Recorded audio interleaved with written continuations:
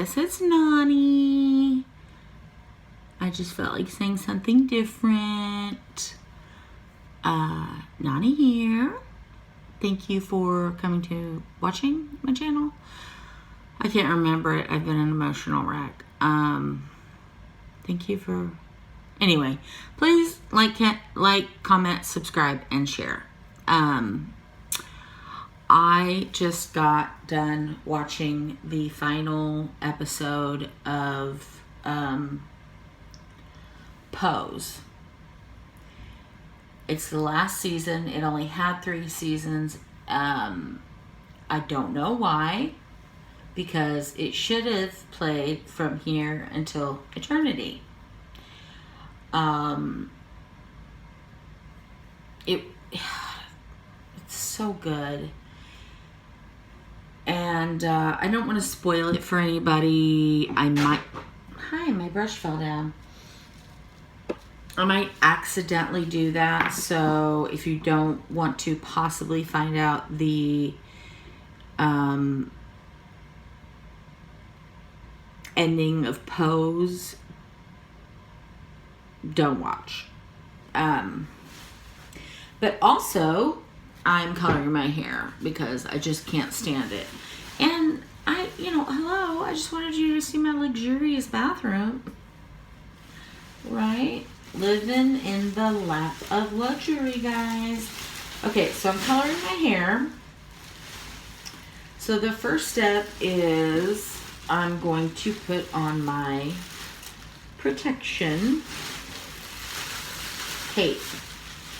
And the beautiful thing is, if you have a large enough garbage bag, you do not need to spend money on a cape because the garbage bag will work just fine. So this is the middle. Okay. So I'm just going to kind of... Oh, I can use this. Hold on.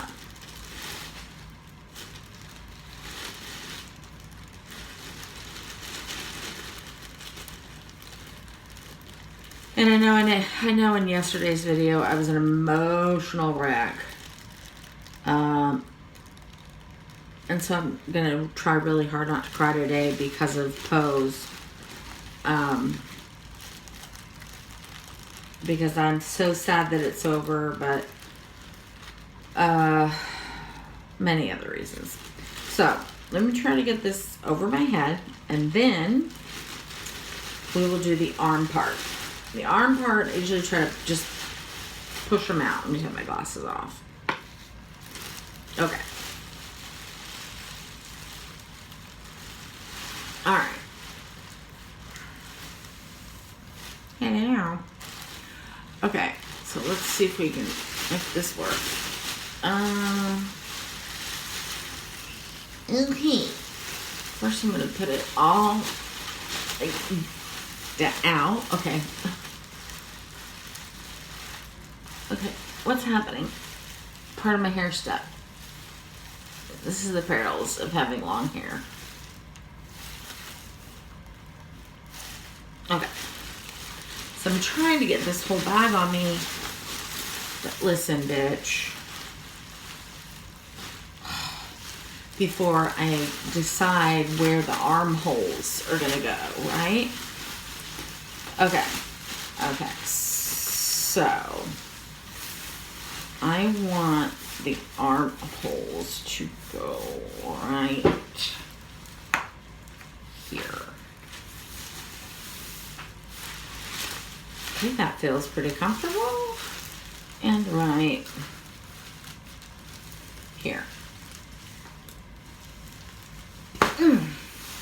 Kind of right next to where your boobies go. And loosen it up there a little bit. And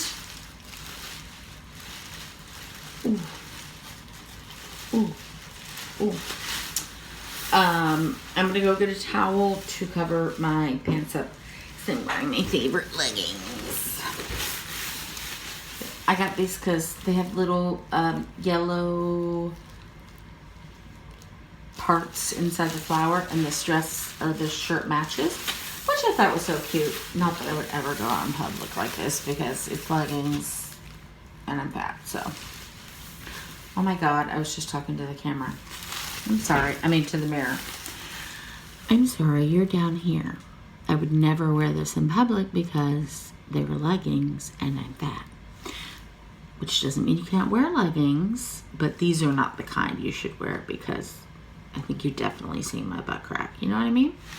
Anyway. Ooh, I need to stretch this out a little bit. I mean, definitely have some shoulder pads working. Okay, anyway, let me get this towel to cover up my leg area. Ooh, okay. Here we go. Make sure, you know, it's a grungy towel because color probably will get on it. Almost guaranteed. Okay, now. And the oh no.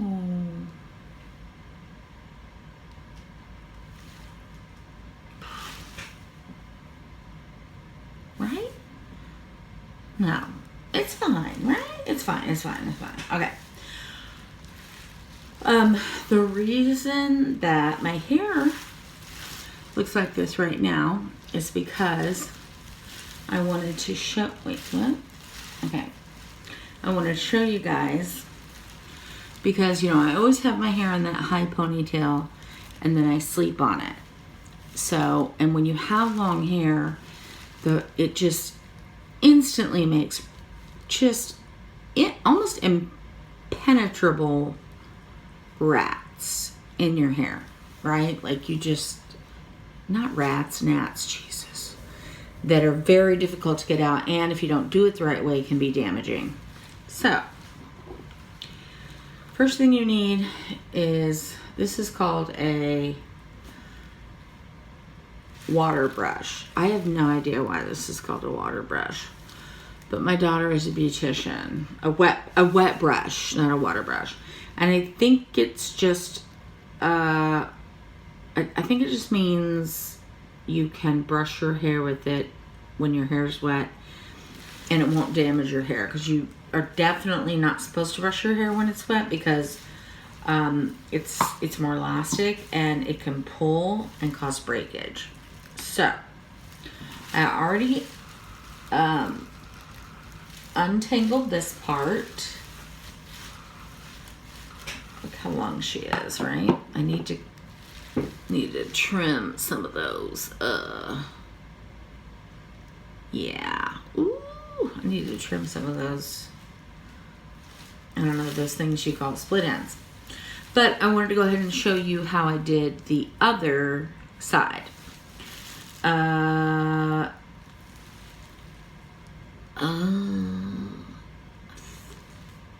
Okay, well, we'll make it work. So I feel like I should have had something to hold this hair, but it's fine. Okay, so you want to take it section by section. When I'm doing it when I'm trying to get the rats out, I start from the back. And you just kind of loosely, gently pull. There you go. Okay. And then we're going to use Amica, the Wizard Detangling Primer. Also recommended by my daughter. Don't spray it anywhere near your roots because this is basically straight up oil. I mean, it doesn't matter for me now. Well, also, I think if you're going to color your hair, you probably don't want oil on the roots because it's going to, it could keep the color from attaching, you know? I'm not a beautician, but I feel like that I heard that somewhere. So I'm just spraying this section. That way it'll make it easier for me to brush it. Ooh, this one's tight. Okay. Anyway, ow, bitch. Listen to that. Oh, terrible, terrible. I should have taken better care of my hair, but when you've been nauseous, laying in bed for 2 weeks, that is what will happen. You will get rats. Oh, fart. Especially if your hair is this long, which I want to cut, but I don't really want to cut layers. I've always loved my hair layered. I need to do that. I mean, obviously I wouldn't do it because I'm not a beautician and I would screw it up. This side doesn't seem to be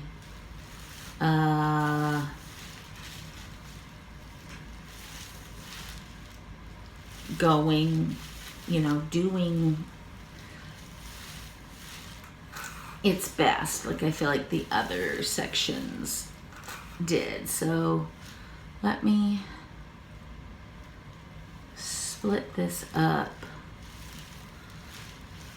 and get a little bit. Okay, get you. And my arms are already tired, and this is why I go so long without coloring my hair. Because it hurts and it's exhausting.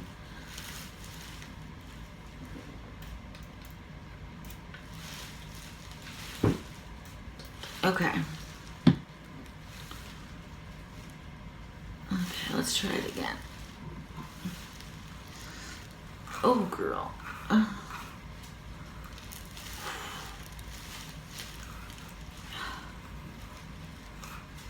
Just holding.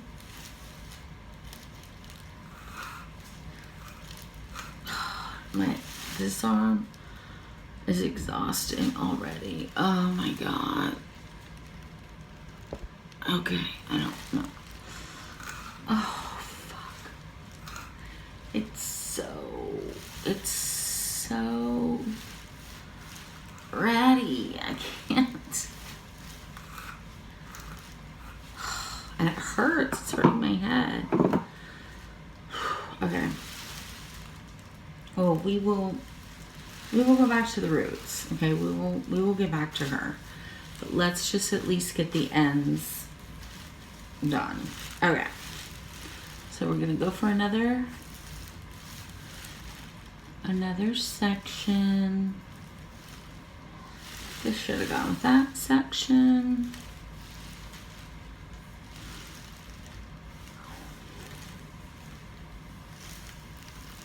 Okay.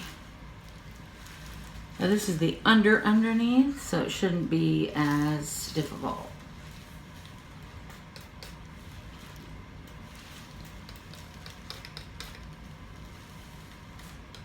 Okay. So anyway, if you haven't watched Pose, it's P-O-S-E. And unfortunately, I don't know the gentleman's name, the actor's name that plays him. But my favorite, I mean, there's so many characters to absolutely fall in love with. And I did for many reasons, but something about this man, his gentleness,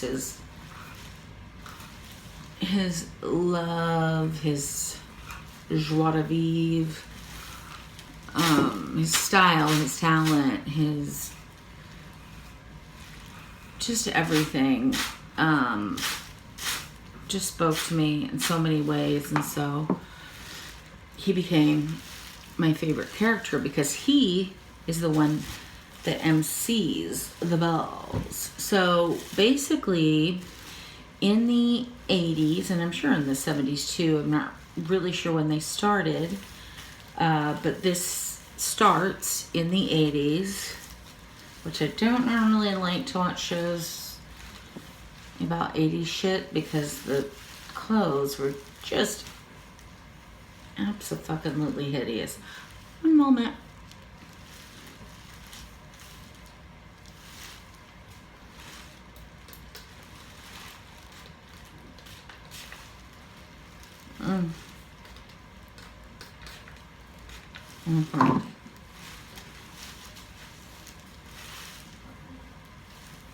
Sorry. Anyway, the clothes from back then and the hair, totally 100% hideous. And I know that every generation, my mom says she hates the clothes from her generation. And how the fuck am I going to do this? Okay, hold on, I have a rubber band.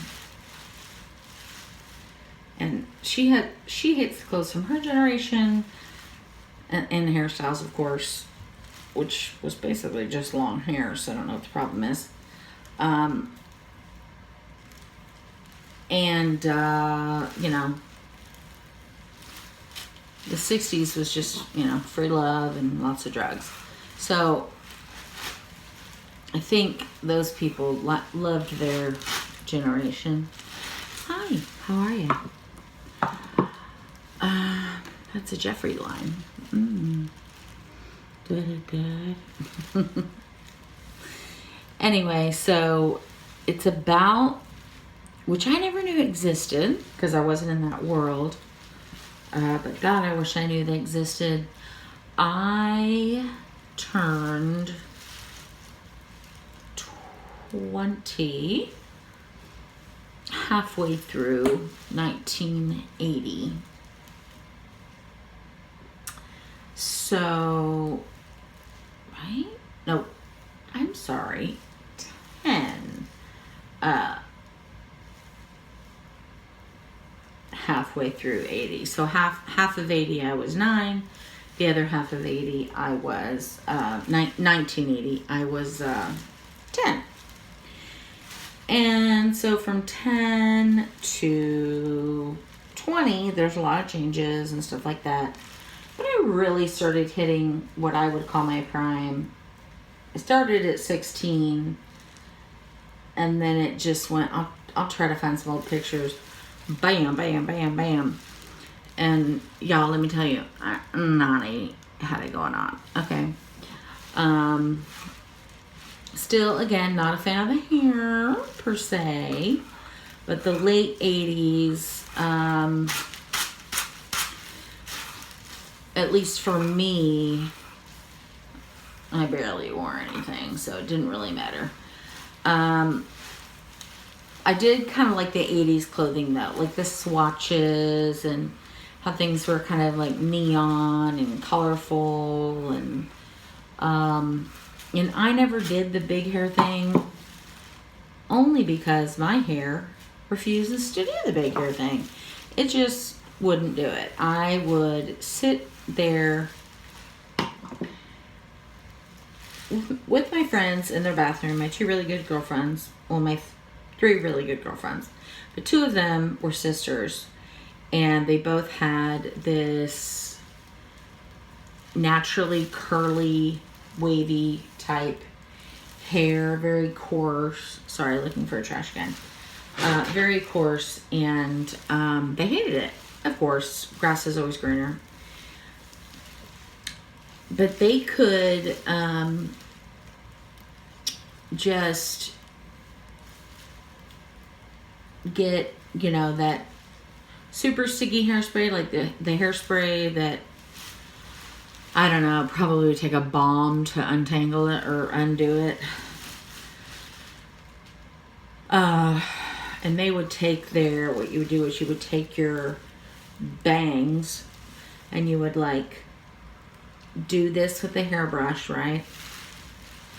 So they would take that shit up high, like this, right? We had different brushes too, but like this high, okay? And just spray it with that like stiff stuff. I think it was called stiff stuff, and blow dry it for the gods, okay? And I would do the same thing. And inevitably, 5 minutes after I was done, instead of having, say, you know, this kind of bang, I'd have this. Okay, which is completely and totally normal and bullshit, right? I shouldn't, it's not right. But whatever. But out of that group, I did have the cutest tushy, and I still do. So, and it's all natural. So, you know, we all had our special things or special whatever. But you know, we were in our 20s. Nobody in the 80s, like in early 80s in high school, nobody talked about being gay. I had one gay guy friend who said he was gay, but I honestly can tell you, I didn't really know what that meant. Like, I kind of sort of knew he liked boys, but I didn't know. I still, like, I didn't know what it meant like I do today, right? Didn't stop me from making out with him because I did, and he was such a good kisser. Ooh, Damon, if you're out there, girl, bravo. But anyway, that's like, you know, we're like 16, 17, and my girlfriend's mom would always let us have these parties at her house, and so of course we did. And then, of course, we would go to, like, they had, at first they had, like, these things called teen clubs. So lame. But we would go, because it's like, where the fuck else are you going to go in a just stupid bullshit town in Texas, right? So, we first started going to the teen clubs, and that's where you play video games and they sell soda, because skating, like, was out. Like, in the early 80s, early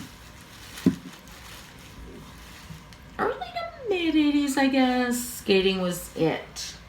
You go to the roller rink, your mom would drop you off.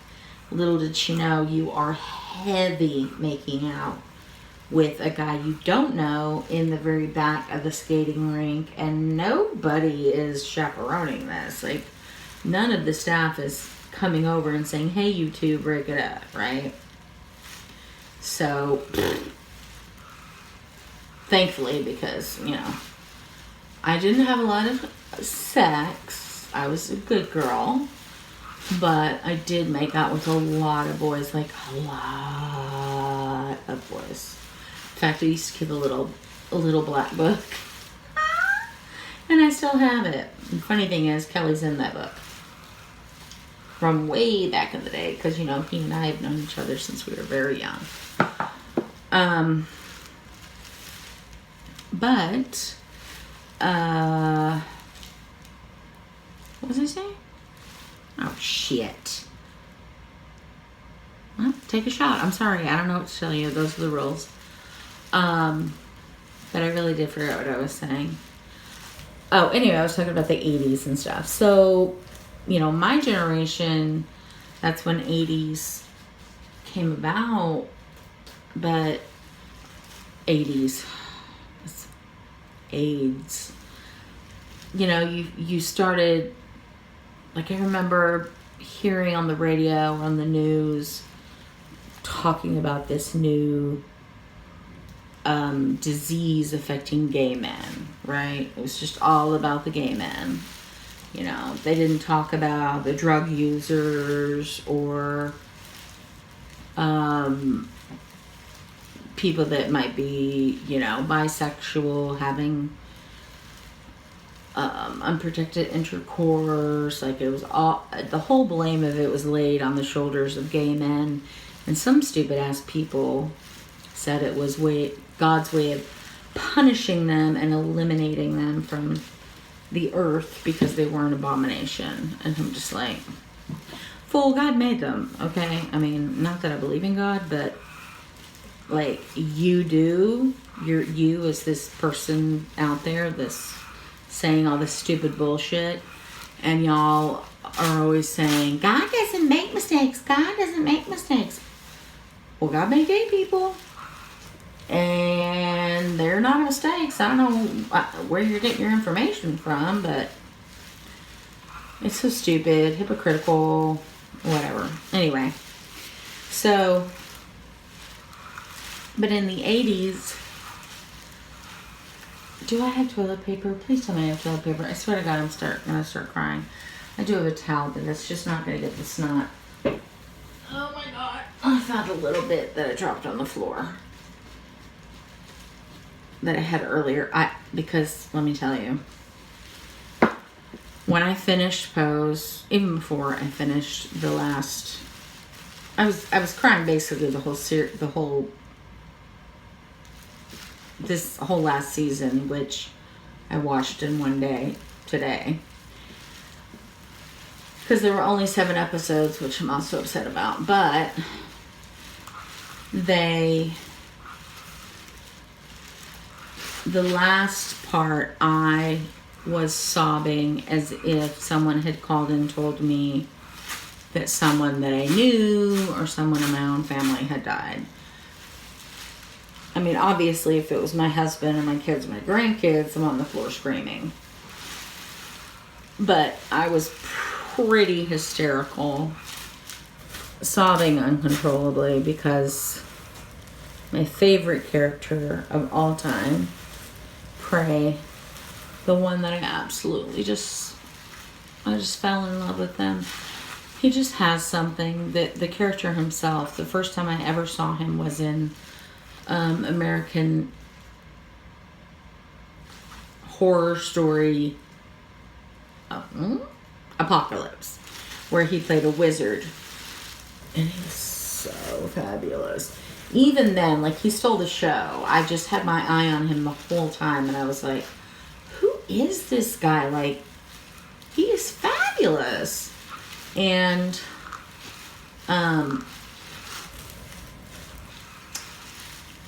then when I saw that he was in this movie or this show Pose, I died. And so basically what it's about is, in the 80s, apparently, in the LGBTQ plus, and I know there's a couple extra letters, and I'm so sorry, guys. I do have a really bad memory. It's not out of any disrespect. I'm doing the best I can here with the brain that I have.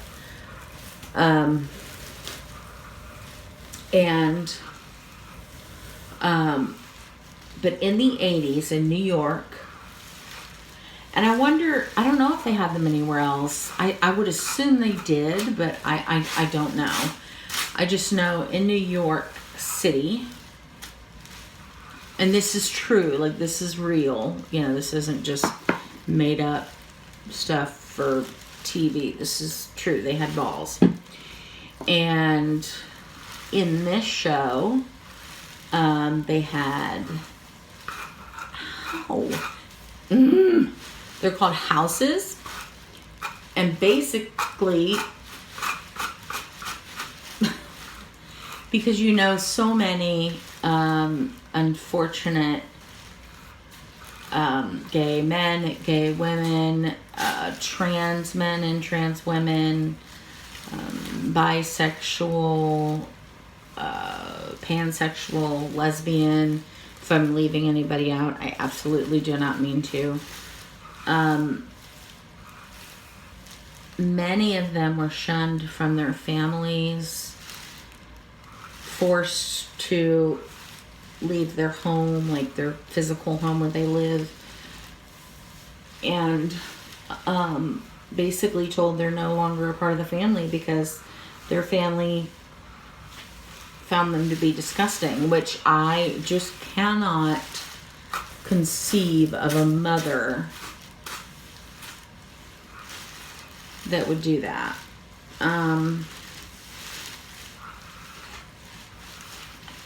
So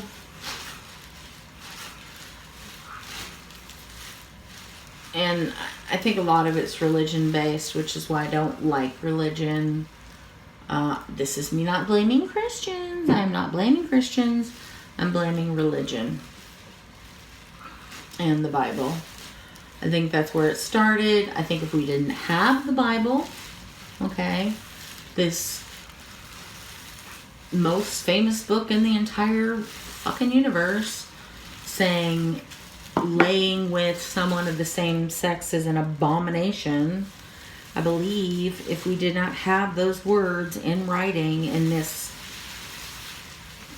the most sacred book on earth, I think a lot of history would be different, and I think a lot more people would be alive today.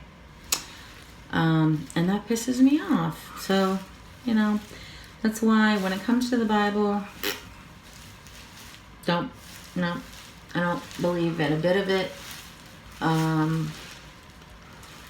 would consider myself an agnostic, but I do have a connection to spirituality. And I know some people are like, oh my God, she said spirituality. I hate that. And look, I am not dissing you if you're a Christian. My husband is a heavy Christian. He is a Greek Orthodox, which is pretty, like, you know, in terms of beliefs, he's the total opposite.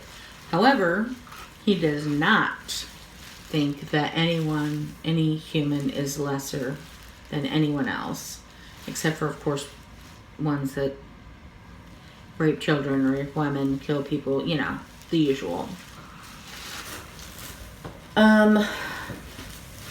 So,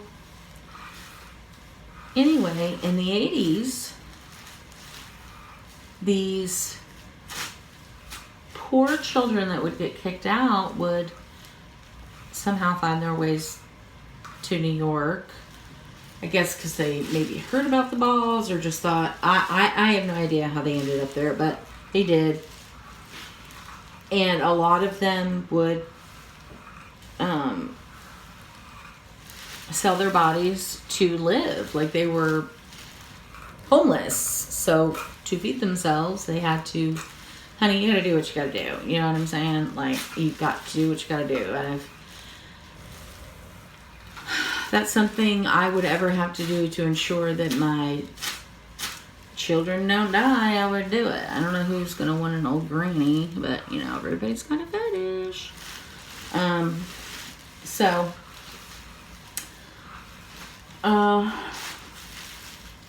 Anyway, they had these fabulous things called balls.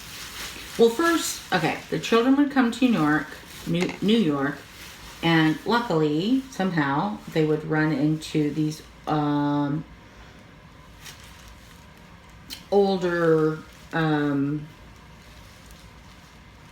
queens. I'm just going to call them queens as a reference, because to me they are, you know,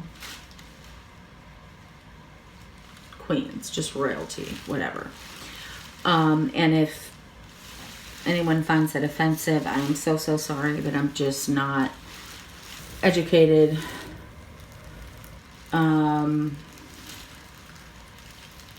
But when I call them queens, it is out of respect. So these wonderful older queens would find these younger kids living on the street, and they'd be like, okay, come on, you know, and they would form, or they already had a house formed, and a house was, they would name their house, like in this story, the house was called, what is this? I wanted Auburn. Is this not Auburn? Could someone please, like, seriously? Okay, hold on. Oh, okay, Deep Auburn. Okay, so that says Deep Auburn. Okay, so that's what we're looking for here. I don't want it as red as it was before. because it didn't blend with the rest of my brown hair, so I'm not sure exactly what this is going to do or if it's going to take, because now my hair is so greasy from spraying it, but I had to get the tangles out. So we'll see, but mostly I just want to cover this shit because it is so sad, girl. So anyway, there were these houses where all the children would live, and so the elder queen or whatnot would thank you. Okay, wait, hold on. Avoid red intensifier, but it's auburn. I mean, do I have to use this? Hold on, guys, sorry.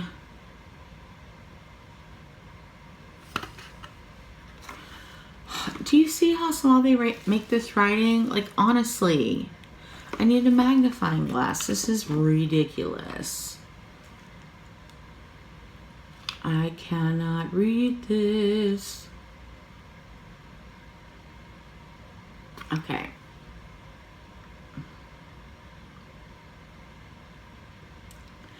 Well, if it ends up being as red as the other stuff, God knows it'll grow. You know what I mean? My hair grows fast. I mean, look. Okay. And it's pretty much all one length. Anything that's not completely one length is me just cutting it because I wanted something that was a little bit layeredy to frame my face. And of course, I'm not a, what do you call that? You know. So, but anyway, they had these houses, and each house had their name. So they would go, let's say for instance, and I can't remember how it started out, so I'm just gonna tell you how it ended up. So there was a house called Evangelista, which I love that name, House Evangelista, and it started because one lovely young woman named Blanca, who is another one of my favorites. And one of my favorite things was her wonderful New York accent. It was just so, she's from the Bronx, and it's interesting how different New Yorkers have different accents. And it's the same with Texas too. We're just all spread further apart, but you can definitely tell when you hear a person from East Texas talk, you know they're from East Texas. You don't even have to ask. So they have these houses, and in the house they have the mother, which is the main bitch in charge, and then all the other up and comings. So the main bitch is somebody that has already been doing ballroom, and she's paid her dues. She's still doing ballroom, of course, but she has children, which are younger, what do you call it? You know, younger people, they're younger. What do you call young people? You know. Guys, I need your help here.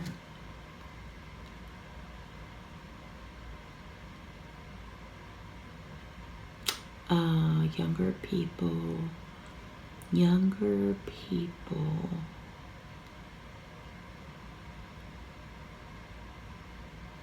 Younger people. I don't know why I can't remember that. Okay, so there's the mother, which is the main bitch in charge. And it can be a man or a woman. It's like whatever. But what I was watching, these were, well, the one, Blanca, was I think they were all trans men, if I'm not mistaken. Until later, there's a young man, I don't know what his name is, but he creates his own house. So typically what happens is like in the beginning, Blanca was in a different house. It was called the house, of something. I don't remember. And her mom was a straight bitch. I mean, her house, like her New York house mom, not a real mom. This woman, I just want to embody her sometimes.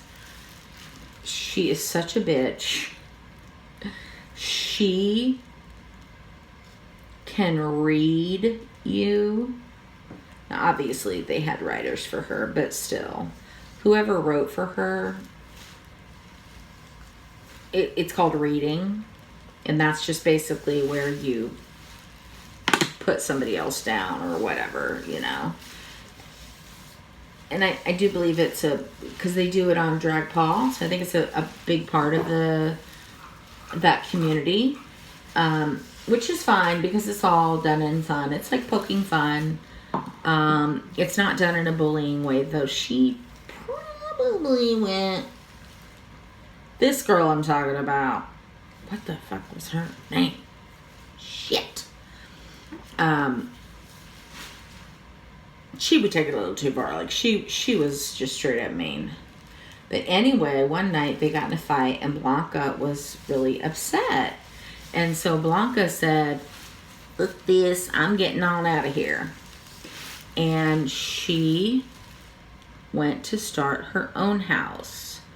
And so she found, just along the way, she found some kids just that were a little bit younger than her, that were new to New York and new to everything, and they just wanted to like live the life. And so she guided them, and they all live in the same apartment, and they call her Ma.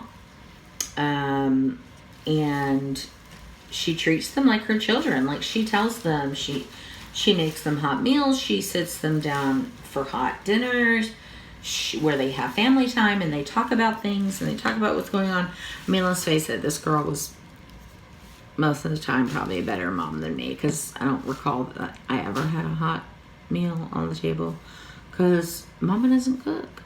Sorry, I mean, I just don't cook. So real quick, we're gonna go ahead and mix this. So it's always 1 part color to 1 part developer. So I think to start with, because I'm really just planning on doing my roots, I don't want to do all of my hair because it's so painstaking. So what I might do is like comb, like kind of brush it through, but I'm not going to painstakingly paint each and every strand of my hair because I will be here for days. So this is my little measuring cup that looks like somebody's already used, so that's okay. This doesn't say anything about ounces, so get out of there. What is wrong with you? What is this? Okay, so I'm just going to, this has a line on it that says 20, so I'm just going to put 20 in there for now. Am I supposed to add the whole bottle? Avoid stains and use gloves? Oh my God, I almost forgot. I do this every freaking time. Ion Pre-Color Treatment. Porosity Equalizer helps ensure even color results from scalp to ends. I thought I had some like protectant as well that was like a protector, but whatever. I don't have time to be looking for that shit. Okay?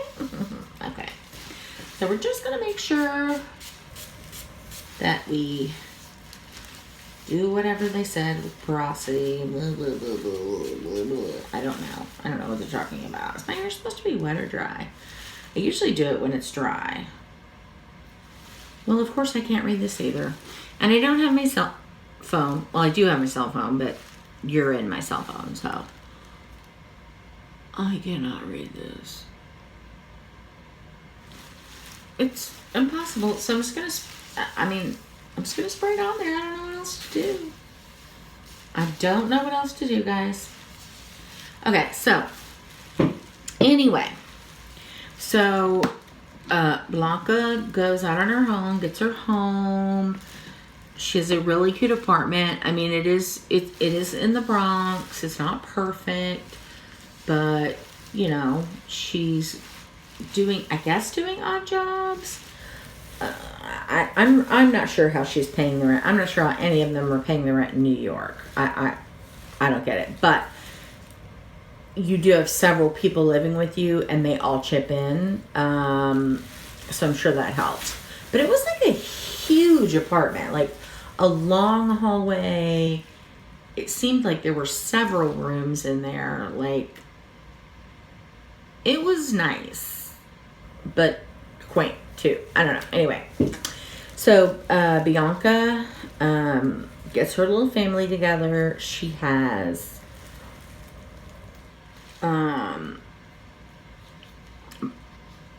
let's see, who did she take in? She took in Damon, who was an absolutely beautiful dancer. And she got him into a real dance school, like a real one, like the dance school of New York City that you would want to be in. I have no idea what it's called. Probably Juilliard or something like that. She got him in. And he graduated, and he got to go on tour with Madonna. And he was just a super precious baby. Then, from her other house, came Angel, who was a trans woman. Blanca is also a trans woman. And Angel was, oh my God, so beautiful. So beautiful. And her hair was so pretty. It was just so just out here, and I wanted to be her, and her lips, and just she's so absolutely gorgeous. Then there was Ricky, who's also a beautiful dancer. And he and Damon had a thing for a while, but it didn't work out for some reason that I can't remember. I think it's because Ricky cheated on him.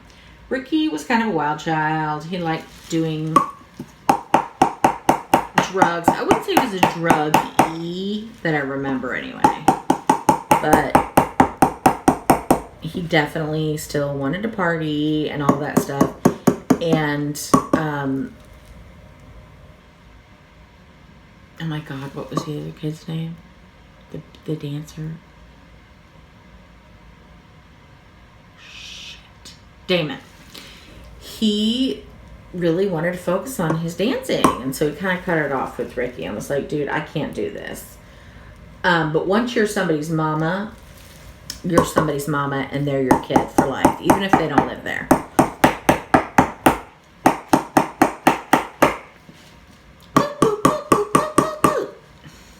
Sorry. I'm almost at 20. Come on. I'm trying to get it level because I don't like it is, but it's not. You know what I mean? So maybe if I just try to smooth it a little bit. I'm just gonna wipe it on the towel. Towel's forward.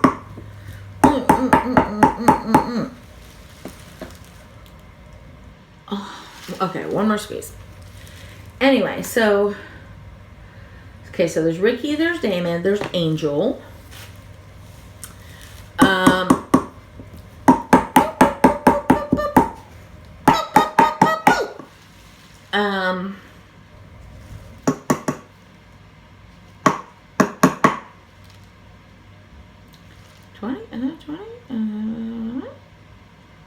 Did it?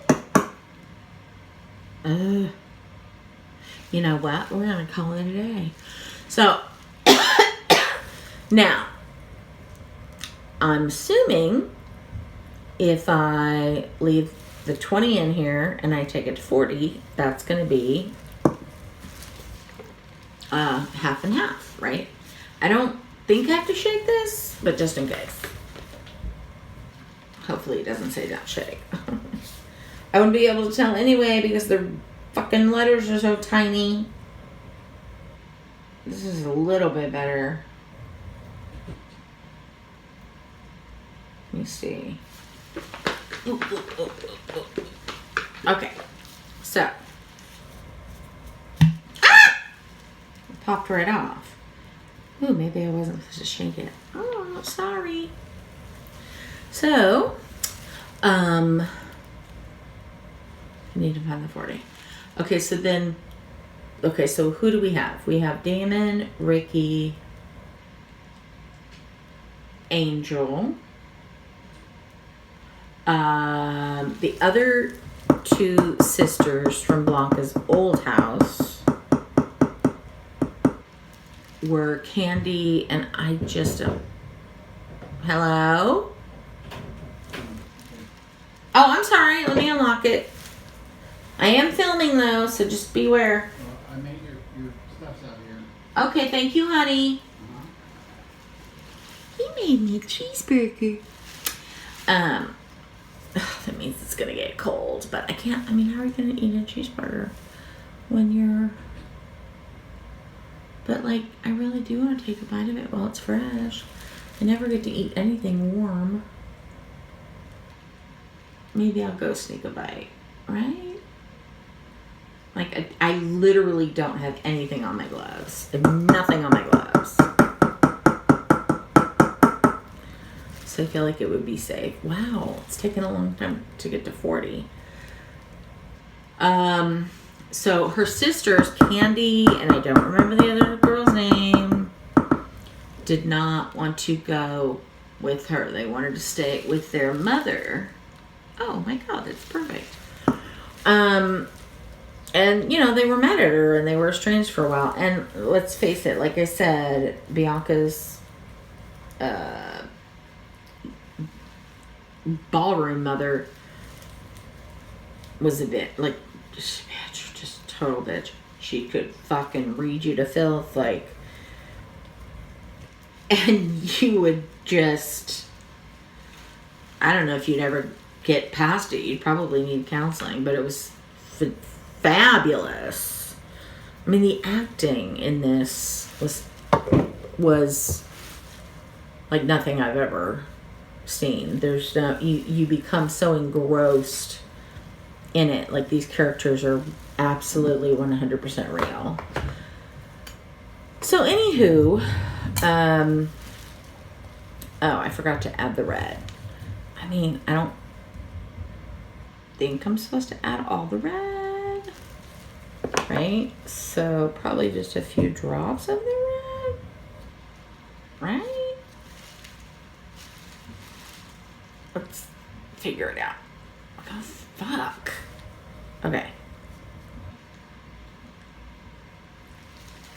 I'm gonna do like 3 drops. 1,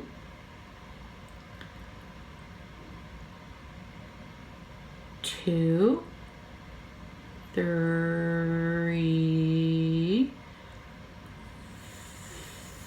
4.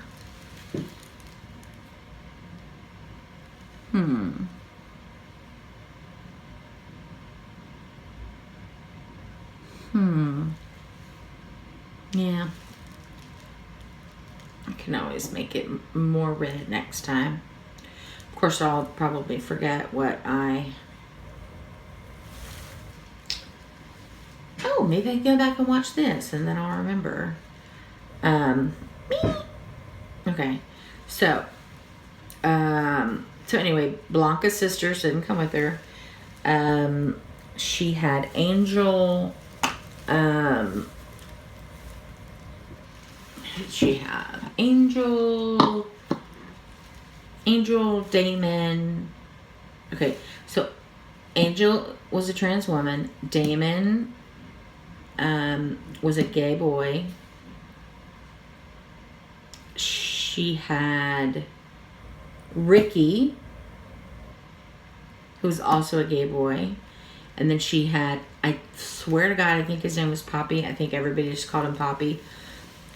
Another one of my favorite characters. This kid, like, you want to talk about puppy dog eyes. Like, and God, he could make himself cry. I mean, he must have gotten whatever he wanted from his mama when he was a kid, because he just put these freaking puppy dog eyes on, like, every time he was in any way sad, and I just wanted to give him a hug and, like, take him home and be his mommy, which I want to do with most people. So, he was a straight man. But he did he helped out a lot at the ballrooms. I'm not sure in what capacity. I think just, like, kind of being a runner, or like a gopher, like, just go for this, go for that, go run and get this, go run and get that, I think.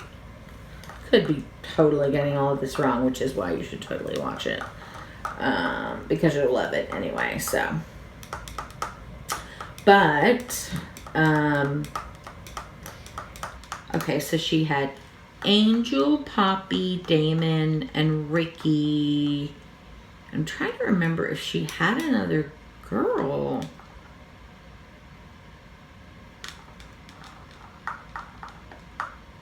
I don't think she did, though. I don't remember. Anyway, Bianca became their mother, and she took really good care of them. And so they would do ballroom contests. So I think they happen every Friday night in, like, the middle of the night. Like, the finale ones, the finale dances, or whatever you want to call it, would be at, like, 2 a.m. And I don't know what time they started, but they had a panel of judges. I think it was probably like 6 to 8 judges. And they would, rate them on a scale of 1 to 10. And they had little placards that they'd hold up. And then my favorite character, I wish I knew his name as an actor, but I don't. But my favorite character, his name was Pray Tell. He was so fabulous. The way that he would... So basically a ball was, you come dressed in your finest, whatever the themes. Like, each ball had a theme to it, and it depending on it's kind of like a pageant, but way more fun and with adults. And so it's up to you to decide, okay, which one do I want to compete in? What theme do I like? And some of these kids, made their own clothes. Pray Tell was a wonderful fashion designer, not a famous one, but he was a fashion designer, and he was a seamstress, and he made probably all of his own clothes and a lot of the clothes for the balls, especially ones for being Blanca, because he and her were really close. And he would MC the balls. And the purpose of the balls is so you come out, and, like, one of the themes might be, like, voguing, which was one of my favorite things to see. It was usually the boys. I think I saw one girl doing the voguing, and they did a lot of it, like, where you're squatting, but they're, like, walking and squatting. You know what I mean? And then I'm thinking, like, the leg control, the muscle control. Like, I can barely get out of a chair now. Obviously, there were days where that wasn't an issue for me, but unfortunately, those are long gone. I don't really recall them. But they would be like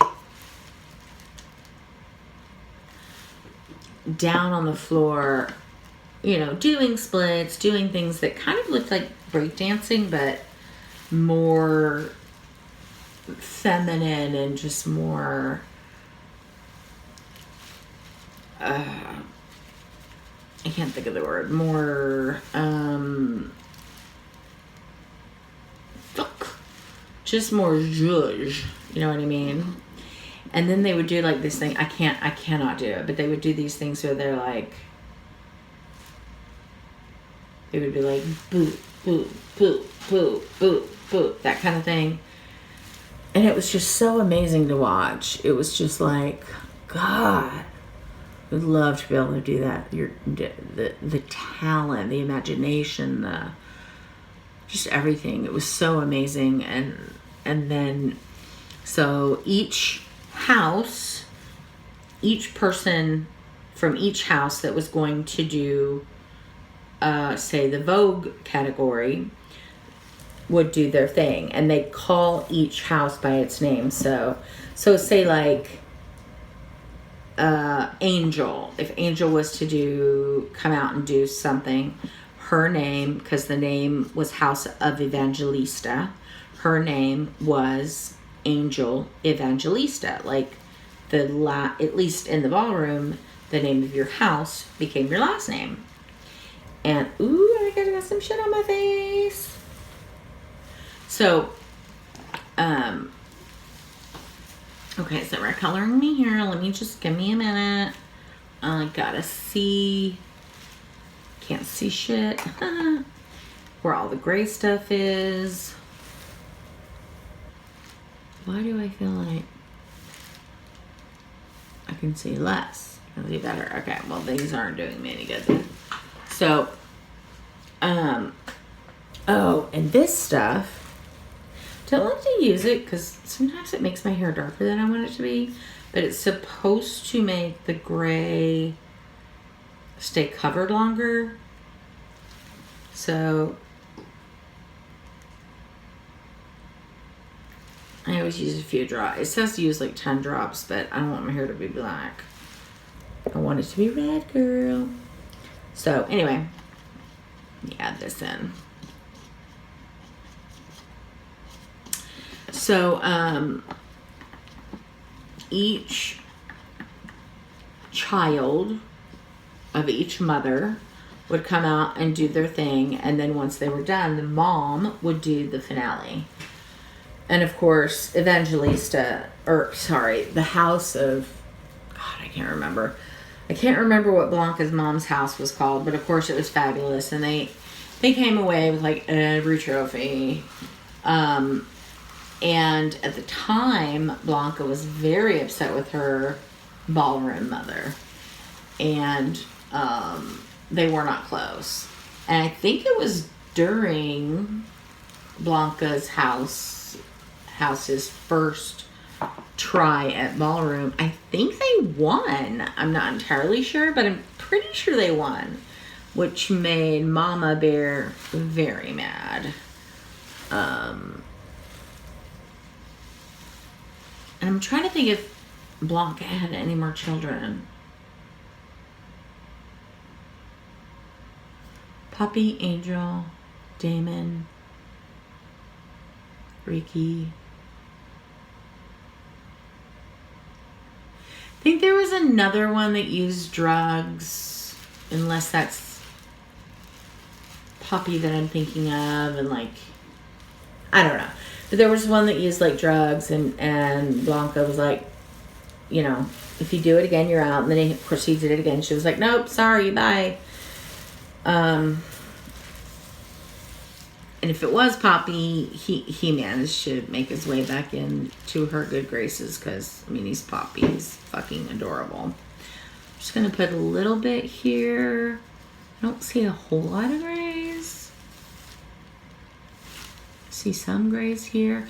I should have put, what you should be doing is, you know, all along here and here and here and here and over your ear and here and here and here and here. You should be putting Vaseline.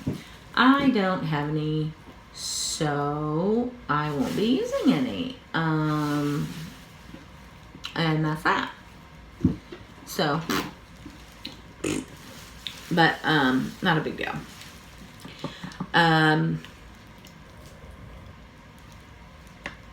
So anyway, it went on and on like that, and like I said, Damon graduated from like dance school and went on to do a tour with Madonna, I believe, where he was like a backup dancer, and I think he and Ricky broke up because it was just so like it's just a long distance thing, and it's a I'm busy as fuck long distance thing. Plus they didn't have cell phones back then and shit. So yeah, it just was what it was.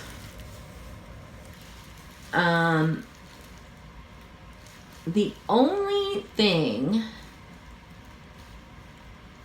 that upsets me about this show, this last season, and I'm gonna have to look it up because I don't understand it. Like in the very beginning, they do a ballroom, okay, where each one walks a category, and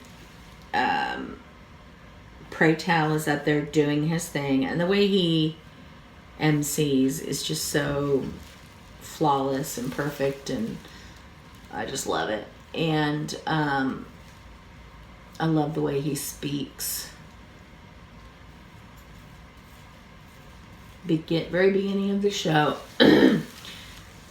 after they have like a few scenes, then they introduce like what the show's called, and he says, what does he say? Oh my God. Something, work, pose. Are you kidding me? Like I just got done watching this. How do I remember to even like, thank God for autonomic function in your body, because I would drop dead because I'd forget to breathe. I do not remember what and I would say it every day. Live, live, live. He would say live. He would say live, work, pose. And I always loved the way he said that. And then the words pose in like neon like purple letters would explode, and then all these beautiful like purple glitter would just come exploding in your face, which of course I love glitter. So you know what you don't have is a comb. It's great. It's just great. I could use this and they could rinse it.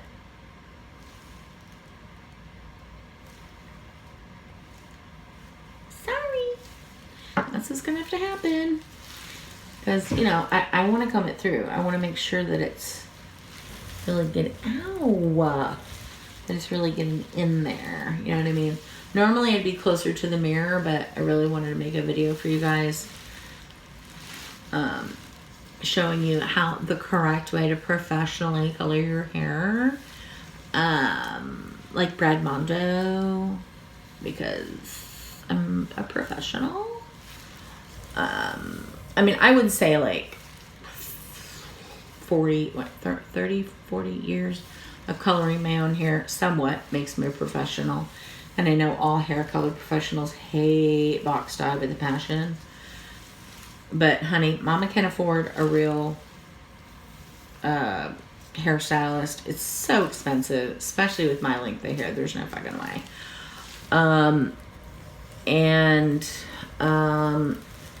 So I just do it this way. That's just how it's done. Well, actually, I used to use box dye, like box dye that you get from like Clairol or L'Oreal or whatever, which were fine. And I liked, what was this stuff? Schwarzkopf?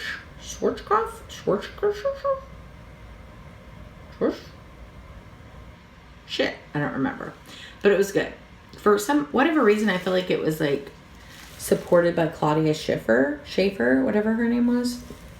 Miss Gorgeous.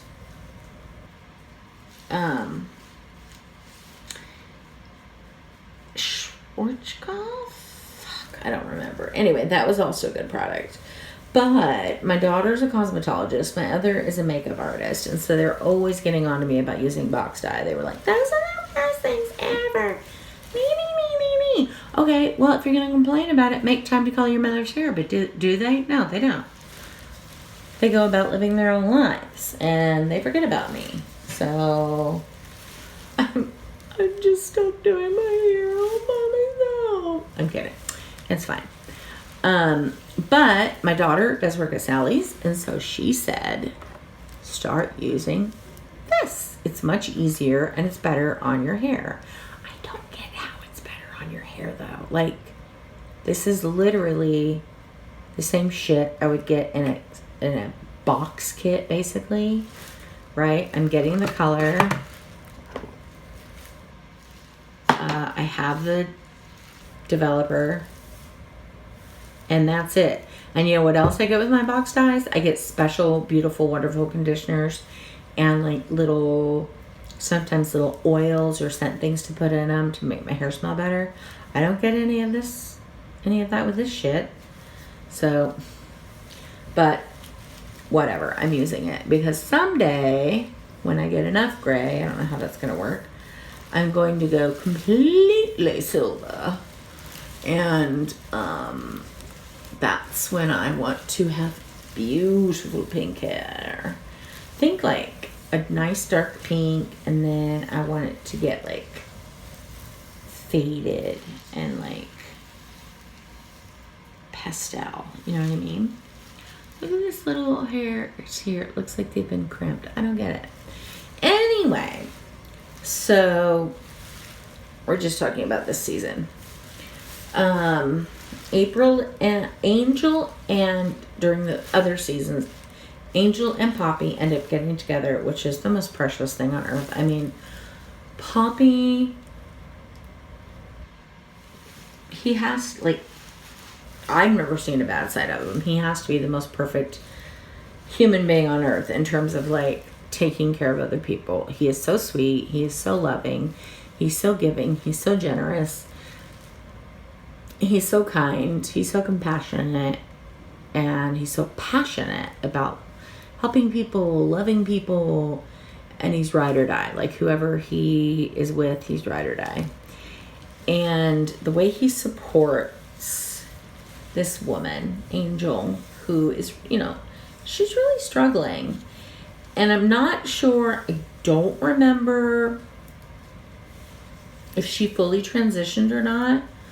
Not that any of it matters, but I have a feeling that she did. And the only reason that I say that is because one time Blanca, Crazy Mama from the first house, which is Blanca's ballroom mama, and then the ballroom sisters, which is one, I can't remember her name, and then Candy and Angel. So Blanca, Angel, Candy, other girl I can't remember, and then Mama from the other house, ballroom house. They all decided we're going to go to the beach because it's motherfucking hot in New York. And Blanca was really stressed out about having to wear a bathing suit to the beach because she's like, listen, you guys pass. And I think it's because they had the surgery. Is what I remember that was happening, I think. But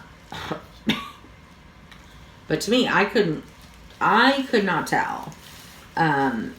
If we're talking about the face, like, now Blanca did not have any breasts, and she, as far as I could tell, she did not pad anything, but it didn't matter. She looked absolutely stunning. Boobies or not, like, who cares about boobies? She was stunning, and she was so sweet, and she was also ride or die, like, just always there for you no matter what. So she was a great house mother. And they all go to the beach, and Blanca's just worried about passing. And then it's funny because they all got to dinner, and they're having this wonderful time. And this, there's a group of these very, white rich women that probably go down to the Hamptons and their summer homes. During the summer, they have their summer homes. And listen, I don't have a problem with rich people. Like, if you're rich, that's great. You either got rich because your family has money, which isn't your fault, or you got rich because you worked your ass off. So have your money and enjoy it. Like, I don't have a problem with rich people. I have a problem with shitty people in general. Hold on. My battery's saying it's low. Anyway, oh my God, seriously? Oh wow. I have a problem with shitty people in general. So,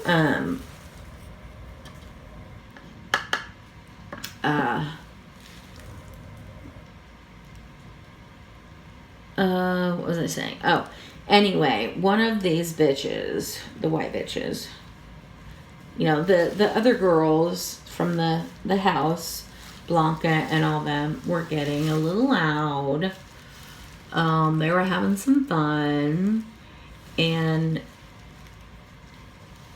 Miss Fancy Pants decides to come over and is like, we know who you are or what you are. You're not fooling anybody, and we don't like your kind around here. And I don't think it's specifically what she said, but I do remember her saying specifically, we know what you are. Like, and what I still don't understand is, how do you know? Like, I would never know. I would just think like, oh my God, they're goddesses. Because the mom from the other house, Blanca's ballroom mom, is like 10,000 feet tall. Like, she's just so tall. And let me decline this freaking call. Okay. And, so I don't know if they're basing it on that, or if that's just how the storyline had to go. But if I saw women walking into a restaurant looking like that, I just feel like, they're on point. That's it. And then I'd probably feel like shit about myself for not at least trying to put on some mascara. You know what I mean? Because that shit takes a lot of work. The work that they have to put in to look like that. The makeup and the eyelashes and the nails and the hair and the dresses and all the shit that goes under the dresses, like the corsets and the Spanx and the shoes, and then pantyhose. It's just like, oh my God. Being a woman is hard, guys, especially if you want to be a woman, a fancy woman. Anyway, these rich bitches were disturbed that these other women were having fun and being loud and la la la la. So anyway, Miss whoever her name is, I'm so sad I can't remember her name because she was also fabulous, read this bitch to filth. And the way, I don't know if any of you guys ever watched Designing Women back in the day. If you're from my decade, which is the 80s. But I think there was a woman, I think her name was Dixie. She would get very irritable. And you did not want to get on her bad side because she would tell you off. And she would be speaking so fast, all in one take. And it would be like, you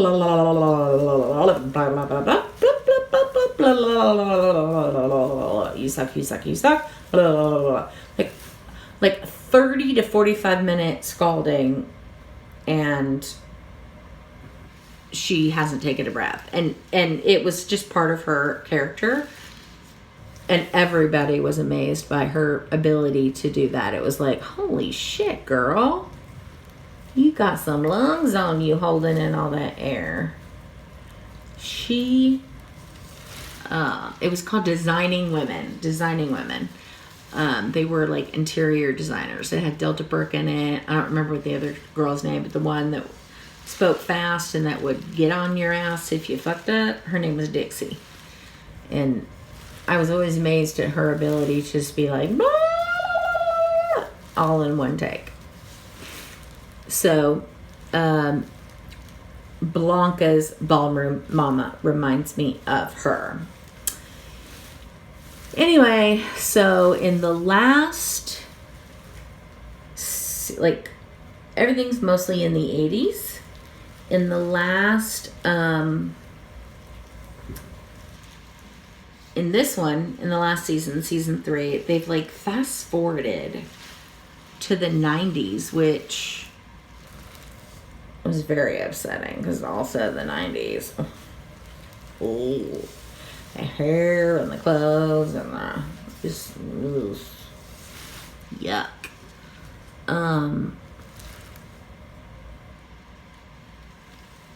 I wasn't a fan.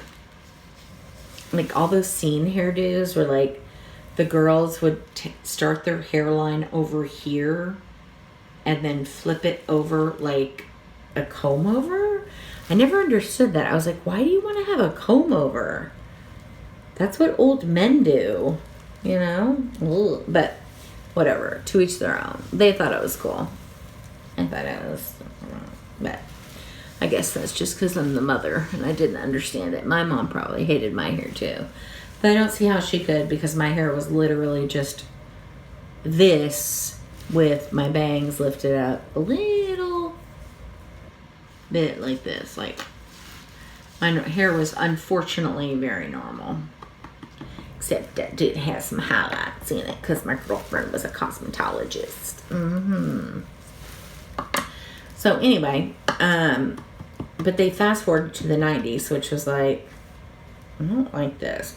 Now it turns out that was the height of the AIDS epidemic, and that's right when people were starting to see, okay, this isn't just a gay disease. And so now that it's not just a gay disease, now we care about it. Now we have to work on it. If they had started working on it in the 80s, they probably would have already come up with the cocktail, and millions of poor, mostly men, but some young women, young men and women would be alive today. But no. They just thought, well, they're just gay men, so who cares? We don't need a, you know, we don't need anything for them. Ow. So they came out with something called AZT, which I guess was not good. I remember the name, like I remember hearing about it, but apparently it was like it killed some people. But anyway, they fast forwarded to the 90s, and I already knew going in, they make it clear, I think in the second season, maybe the first, that Blanca is, because they all are always responsible, and like every month, they, you know, they, I guess wear condoms and stuff, but every month they go and get checked. And Ricky was not so responsible, unfortunately. He was kind of a gigolo, but he was so cute. So he got a lot of extra attention, and unfortunately he didn't always use condoms. And then he and Prey ended up having a relationship, and he never told Prey that he was HIV positive. And they didn't use condoms because they were in a relationship. And, or maybe he didn't know he was HIV positive before he slept with Prey. Maybe that's it. I'm not sure. But either way, he gave it to Prey. And if I'm getting all of this wrong, I just apologize to Pose. I apologize to all of you. I'm doing the best of my ability to remember shit. But as we all know, My memory sucks. But I'm not going to just stop doing things that I love because I can't remember shit. You know what I'm saying? Like, well, then I just wouldn't do anything. And that's not fair to me, right? So anyway. So, in this future, where we have time travel to the 90s now, Blanca has I guess the thing with the guy on the beach from the prior season didn't work out, but she is dating a doctor. And she's volunteering at the hospital with, I don't know what the nurse's name, but Sandra, I don't remember her last name, but she was a very famous comedian in the 80s and the 90s. I wasn't always a fan. She was just I just didn't get it. Like, I just didn't get her comedy, and that's fine. Not everybody gets everybody's comedy. I just didn't get her comedy. She didn't have a lot of energy. Like, I don't like comics that are over the top energetic, but she kind of reminded me of an angry Stephen Wright. And I am so sorry. I couldn't stand his comedy. I just couldn't stand it.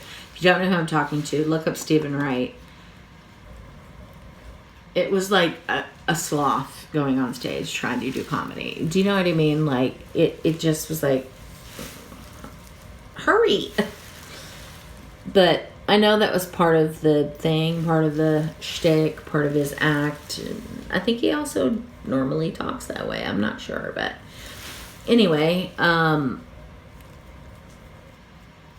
she's in the show. She plays a nurse, a lovely nurse, who is nursing all these poor AIDS patients. And Blanca is volunteering as like a nurse's aide, or maybe she gets paid as a nurse's aide. I'm not entirely sure, but she decides to become a nurse. So she starts going to nursing school and la-di-da.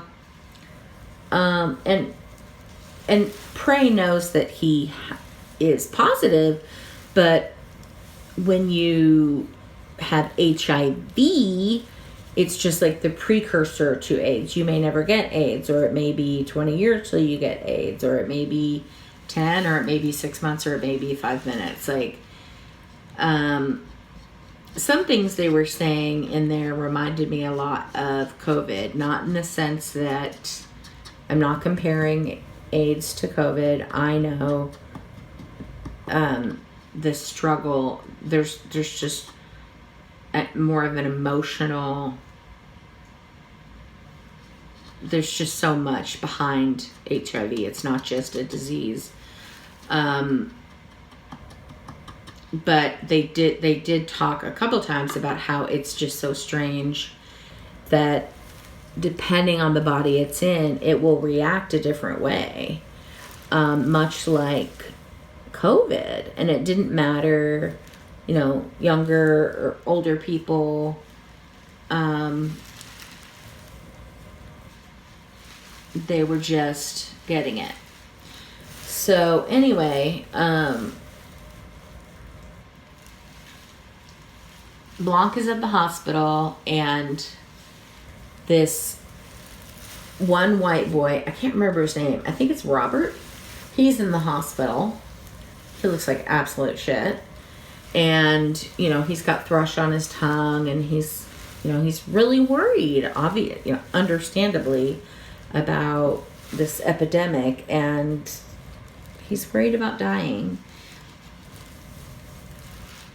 And she sees him 2 weeks later. He's back in the hospital, and she's like, "Hello, my name is Blanca." And she's like, "Blanca, don't you recognize me? I'm Robert." And she's like, and he looks 100% different. So healthy. So healthy. And she's like, "What the fuck happened?" And he's like, I got on the trial. He's like, literally, I took the pills, or I took the meds, and 2 weeks later, this is me. And I don't know what he was in the hospital for, maybe to get a checkup or I don't know what, but it wasn't to my knowledge AIDS related because he was feeling great because of the cocktail. So anyway, of course, Blanca gets in charge and she's like, okay, well, let's talk. We need to find out about this trial. So she finds out somehow that there's 80 people in the trial. 2 people of color are in the trial. The rest of them, can you guess what color they are? They're white. Which, of course, pissed her off. Very understandably so. And so she goes to her doctor boyfriend and tells him, they work in the same hospital. She's like, this is absolute bullshit. He knows that she's a trans woman. He knows that she has HIV.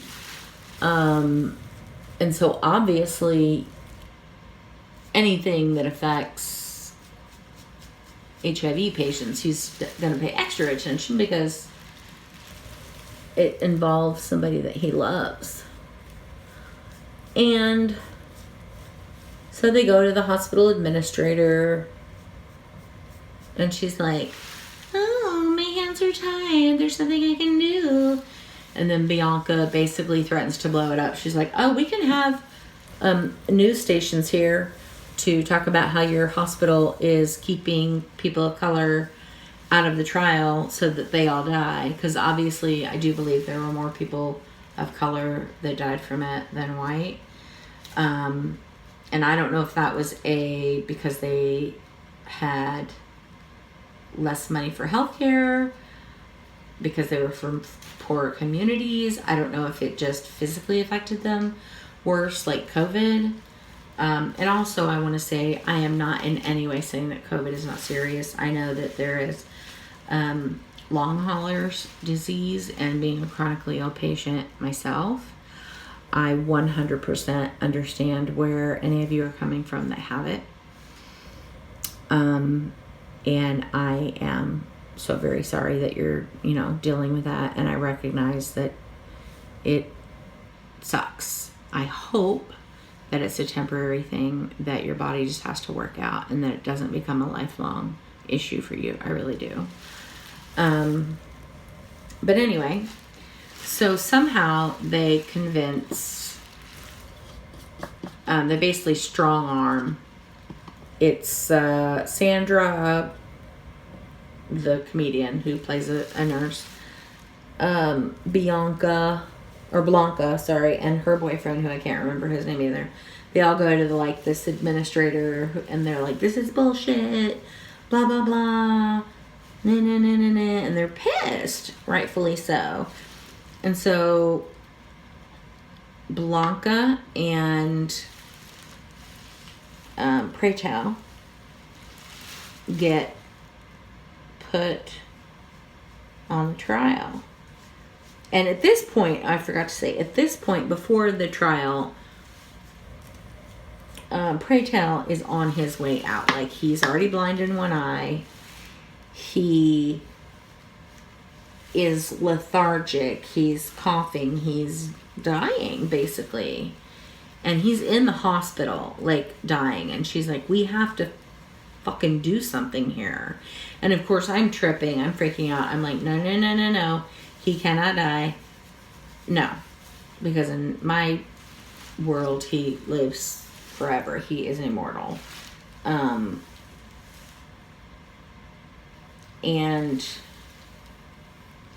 so they end up getting him and Blanca on the trial. And Blanca was never really sick, so she, I don't think, had much of a difference, other than it will probably, if she was going to start showing symptoms, she probably won't anymore. You know what I mean? She's probably good. So, I'm trying to get the back of my roots, but you just never know if you're getting them. You know what I'm saying? Just dipping, rubbing it in, trying to get what I can. So embarrassing when like all of this is done, but then the wind blows and your hair is just a big gray stripe down the whole back of your head. It's like, hey, that's me, not really trying. But it's kind of hard to do. And up until just recently, I couldn't even use my arms like this. It still hurts a little bit. And it feels like I'm going to start needing... Jesus, that scared me. It was a mop. Feels like I'm going to start needing... Shit, I don't know what. Damn it. Needing what? What am I going to need? Oh, you guys. Why don't I ever remember anything? I don't know. Oh, another shot in my arm. My shoulders are starting to go out. And it's kind of scary because it's only been a couple months. I'm like, I can't be doing that every 2 months. Like, I don't think they do it every 2 months. I think there's only a certain amount of steroids they'll let you have. Listen, I know my battery's running low. I get it. Okay. Anyway, so hopefully that's enough gray coverage. I hope. If it's not, well, that's just life. I can't see the back anyway, so who's it's gonna bother, you know what I mean? Scrub it, scrub it, scrub it. Anyway, so they get on the cocktail, and Pretel goes from being on the verge of death to just, he just looks better than probably before he got sick. Just good. He looks good. He looks real good. And he feels good. Says he feels like he's 20 years old. And there's just so many things he wants to do. He's got so many plans now. He's making a bucket list because he realizes there's stuff he wants to do with his life, you know? And then one day, you know, he and Ricky are so broken up. Oh, did I say? Okay. Okay. Pray tell. I think because he realizes his stuff, his AIDS is getting worse, or that it is AIDS, he starts drinking and he gets real drunk and they have to have an intervention and he gets really mad and upset. But I guess he goes to rehab. They do like a lot of jump forwards, like it's just like boom, boom, boom, boom. Because I guess they only give them 7 episodes to get everything done, which is still like, I'm very bitter about it. But anyway, he is looking gorgeous. And he and Ricky don't get back together, which is like, but they're still very good friends. I mean, just love each other to death. And that's what I love about this, really this whole group. Even their Blanca's bitchy mom, she calls them listen children, which is kind of funny because that's what I say to my kids. Even though they're in their 20s or almost 30. Well, I think one is 30. Anyway, she's always there for them. If something happens and they're in need, she is there in a heartbeat. Doesn't matter what the fight was about. It's over and she's there, which I think is beautiful. So, he starts, you know, everything's great. Everybody's ain't. Oh God! Poppy finds out he has a son from another mother, and he's like 5, but the mom died, and so he has this son. And at first, Angel's like, I can't handle this, because she got a little bit into some drugs. And so she had to work on her own sobriety. And she was like, I don't know if I can't handle this and working on my sobriety right now. So she left.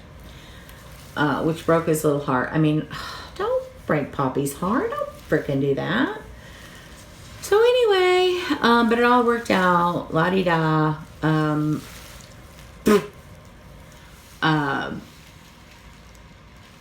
Prey gets better. Everything's great. And you think everything is going to end great. But no. One day, Ricky shows up at Pray Tell's house. And he's very sad looking. And that's when I knew. Ricky has AIDS. So he unbuttons his shirt and he shows him he's got this lesion. A lot of the times with AIDS, that was the first sign. Like if you saw a lesion on your body, you knew I have AIDS. And, you know, of course, he was just crying and sad, and Prey held him, and Prey was devastated and all this stuff. And they tried very hard to get him on the cocktail, but they were like, no more people of color.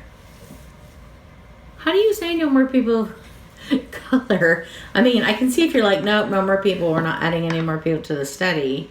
But they were like, no more people of color. I just don't understand how that works. I just don't. Why don't we just go by people's names? Why is their race anywhere on their paperwork at all?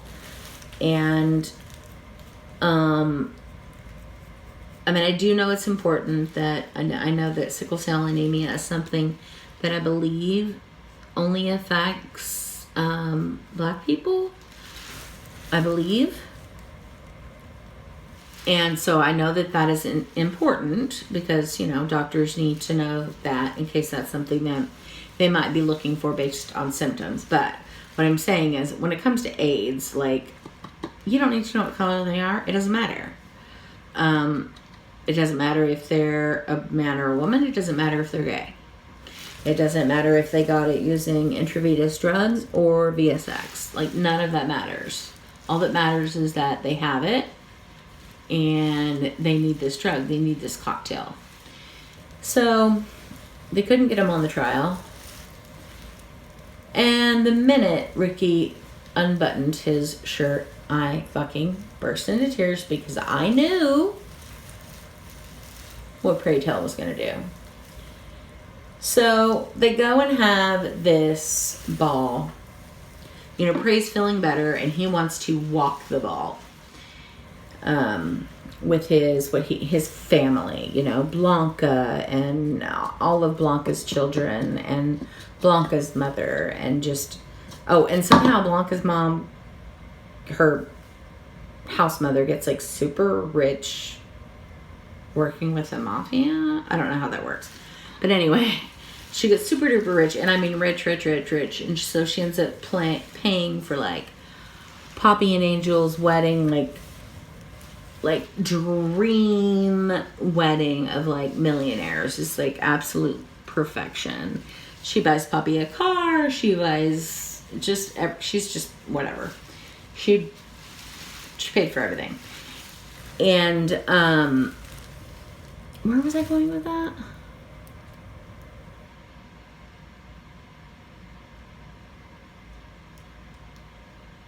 Where was I going with that?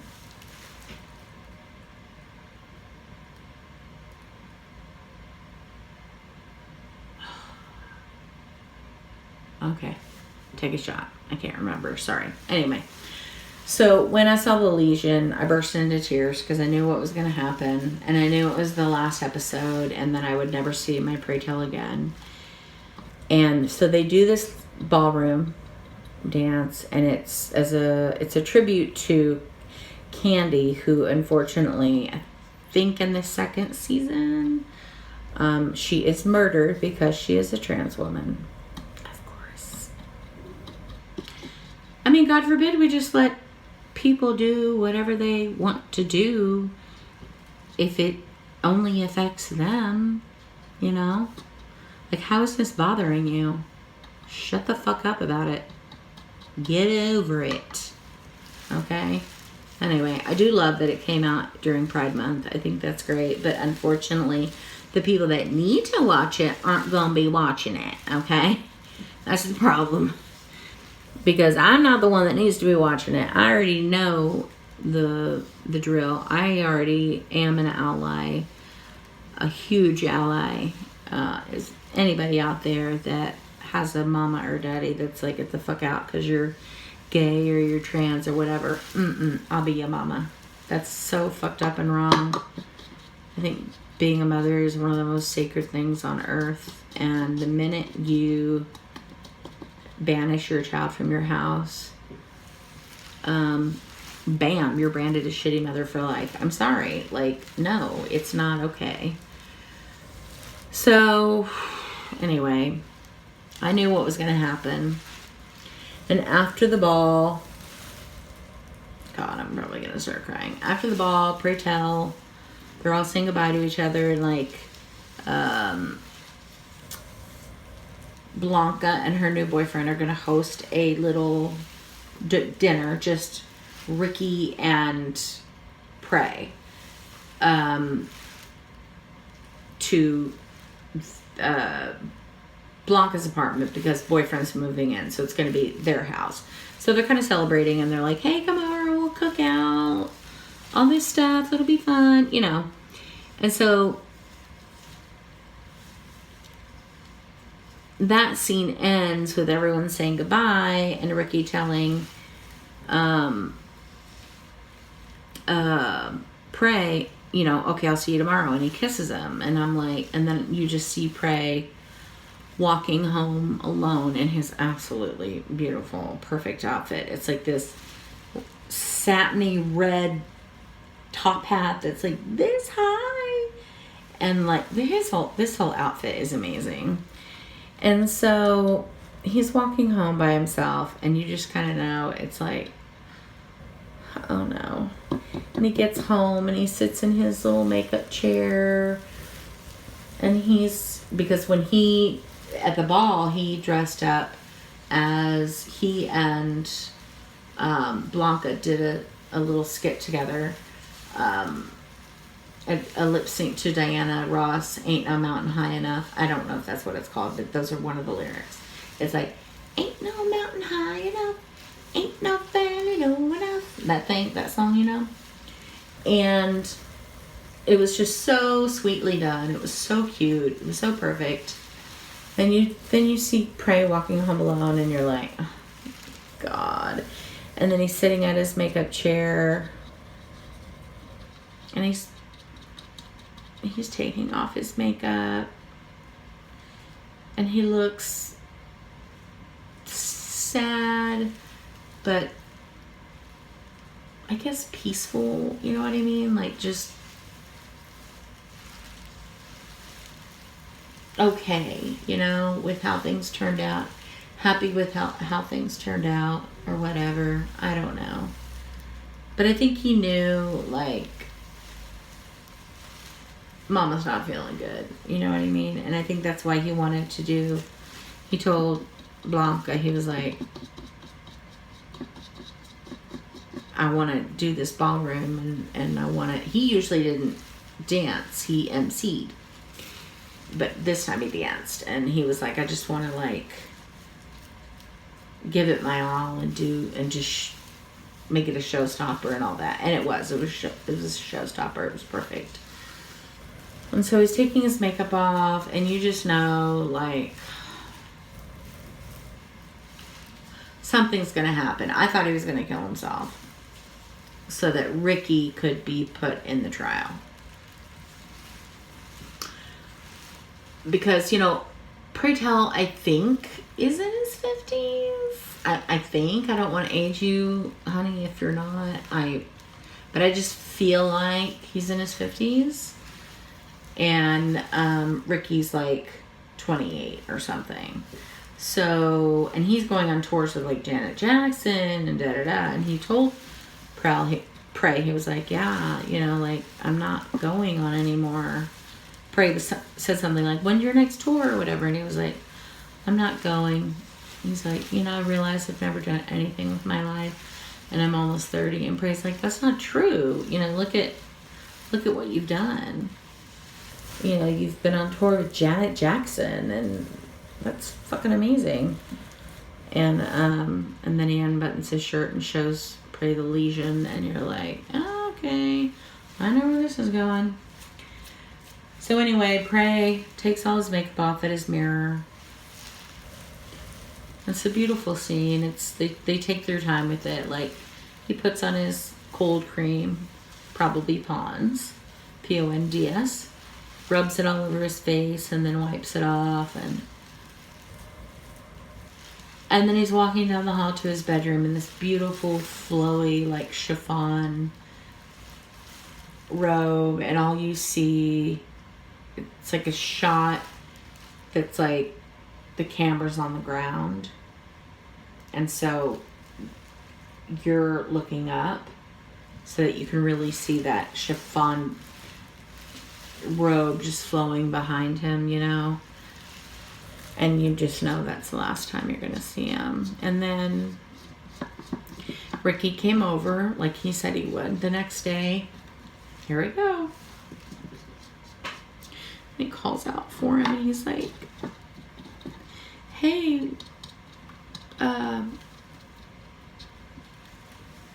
Pray, where you at? You know, and he goes and he finds him in his bed, and he's like, he's just laying there like dead. Now, I assumed there would be like a note saying, I want you to start taking my cocktail, or pills, a bunch of pills that he took, like sleeping pills or something, that he killed himself so that Ricky, because maybe that would be the only way Ricky would take the trial, the pills.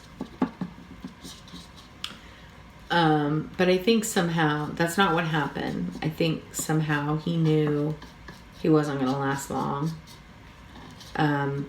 because he had been giving for the past 2 months. He had been giving Ricky his pills. Ricky thinking that, oh, these are just extra. I can get as many as I want. I just get, you know, when I run out, I just tell them I want more, which of course is not how that works at all. And Ricky didn't know that he had basically sacrificed his life, that Pray had sacrificed his life for him. And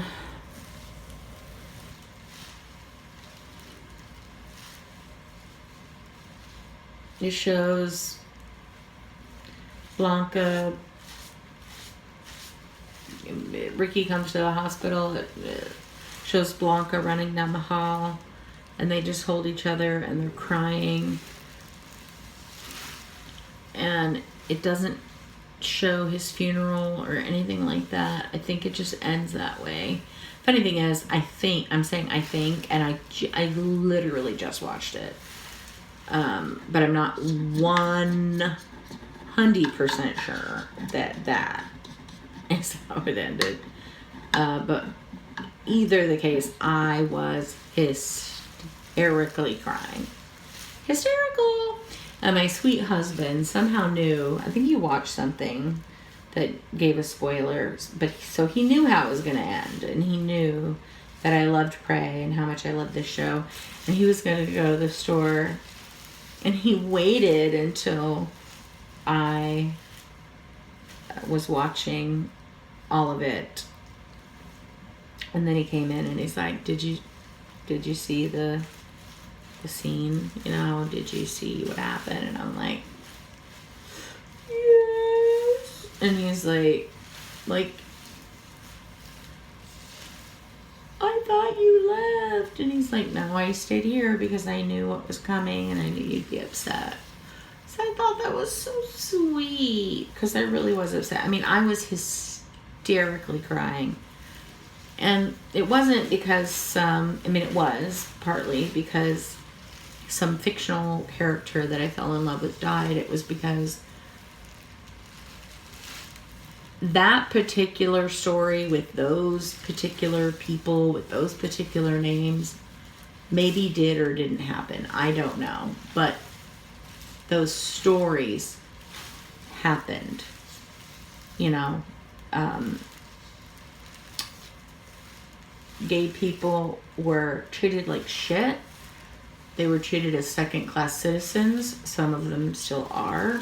Mostly it's the trans community now. I'm hoping that will change. Maybe the next generation, this stupidity will end. I don't know. I don't know when it's going to end. I don't think it's going to end until parents stop teaching their children to hate. You know, as long as there are parents that are teaching their children that the way another person lives their life is wrong, it's never going to end. It's just never going to end. And it makes me so sad. And that's really what I was upset about. And the fact that, like, I was so out of touch in the, in the 80s. I was like, I remember hearing a report that was like, this blah, blah, blah, only affects gay men. But I remember hearing about people, saying, like,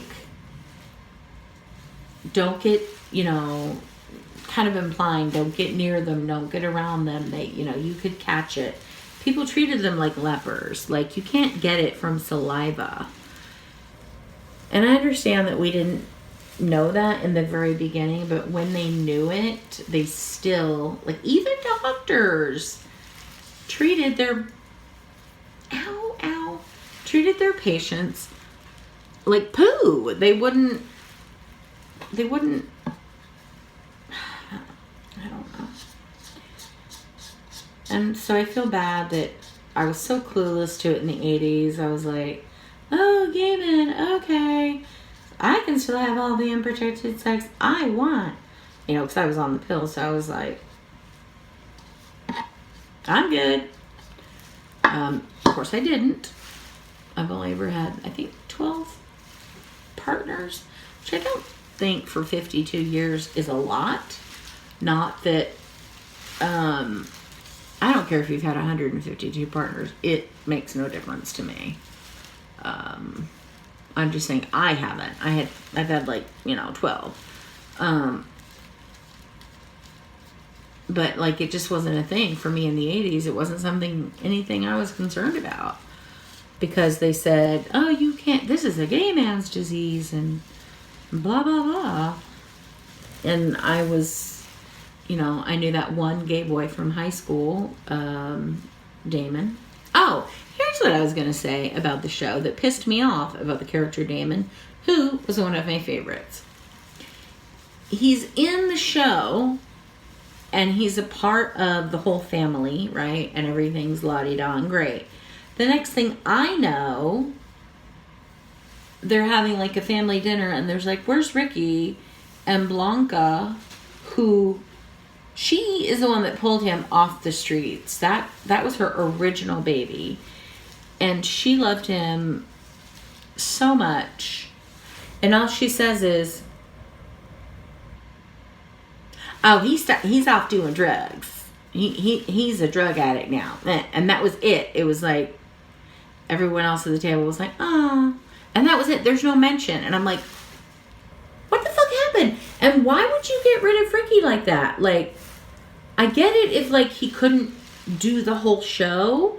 But can we not say he's on tour with Madonna? Or another famous person that does concerts? Like, why do we have to make it to where he's a drug addict? Like, knowing this is going to be the last season ever. Why? One of the sweetest, Damon.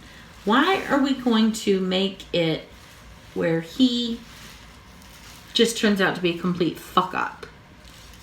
Like, that pissed me off. So I'm going to have to investigate that because I really, really and truly do not understand why they did that. It's so upsetting. Oh, okay. So now I'm going to do something that's super attractive. Let me wipe my little hands off here. So I'm done coloring my hair. If you can see, as far as I can see, I don't really know. All the gray is gone. So, first things first, I'm going to put my hair in a ponytail. And, how am I going to do that? No. I was like, am I going to take my little cape off right now? But I was like, nah. Just in case I don't want to get anything on it. I have no idea why I decided to put on, you know, cute clothes while coloring my hair. I don't know why I make these decisions, people. Is that gray hair? Or is that just a shine? Anyway. So that upset me that they did that with his character. So now I have to find out, like, did he fuck the show over and they got mad at him? And so that's why they made his character go out on a bad note? Like, I don't know. Anyway. So yeah, that's how the show ended. And I literally was just sobbing uncontrollably. And my sweet little husband was like, you know, holding me and letting me cry and sob and not making fun of me for crying over a TV show. But I wasn't really crying over the show. I was just crying over, like, nothing's really changed. I mean, there has been some positive change. There has, compared to, you know, other things. It has gotten, you know, better, but, like, it shouldn't take this long, number one. And it's like, why do you give a fuck? I just don't understand. I just don't understand it. I need somebody to tell me why they give a fuck. And I know it's because of the Bible. I know it is. Because they're going to say, being gay is an abomination. That's what Jesus said in their Bible. And it's like, and I'm not saying that all Christians are like that. I know they are not, because I have several Christians in my life and none of them believe that. Okay, so I'm not saying that. What I'm saying is the Bible says that. And so some idiots out there think that gives them carte blanche to treat people that are different from them like absolute dog shit. And that is what pisses me off. Because it's not right. And, you know, everything that's going on with BLM and I just don't understand why people are such assholes. I don't get it. I just don't get it. I don't understand why people slut shame. I don't understand why they fat shame. I don't understand why they gay shame, trans shame, whatever else you're not supposed to be shamed. You know, I don't get it. I mean, what difference does it make in your life if somebody's gay, right? Why do you care? Why do you care? Why do you care if someone's black? Why do you care if someone's brown? Why do you care if someone's yellow or purple? Why do you care if they're gay? Why do you care if they're trans? Why do you care if they're fat or skinny or too skinny or...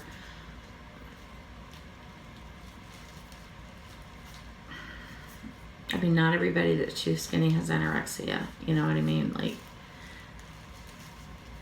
I don't know.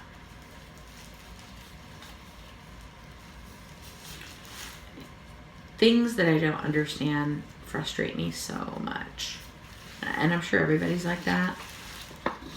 But I'm standing up. Oh my God. Sorry, I gotta fill this with hot water and rinse it off.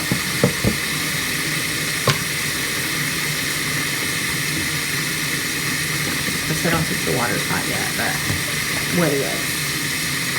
You don't do it anyway. Put some little squirty squirts in there of some soap. Yes, I'm going to leave that in the sink. And I forgot the piece de la resistance is my beautiful hair, it's not a net, right? But I don't know what else to call it. So here we go. She's gorgeous. I don't know how to put it on. Here we go. Oh. Maybe I made the bun a little too tight. And there we are. Okay, here's my glasses. All right, people. This has been a long one. But I hope you enjoy my demonstration of how to color your hair, if you didn't already know how to color your hair. And I hope you heeded my warning about spoiling the ending of Pose for you. But I hope you do go watch it. It's P-O-S-E. If you haven't seen the show, it is absolutely fabulous in every possible way. It will make you cry, but it will also make you smile. So for now, I am done. I'm going to go sit on my heating pad. I'm going to set a timer for 30, probably 45 minutes. Let it really sink in. Let those gray hairs just absorb all that color. But I will, I'm going to make a special video for someone that they requested. I'm just waiting to hear back from them on something. So you may see me tomorrow either about that or about something else. You never know. And I might be crying and I might be not. Chances are I'll be crying though.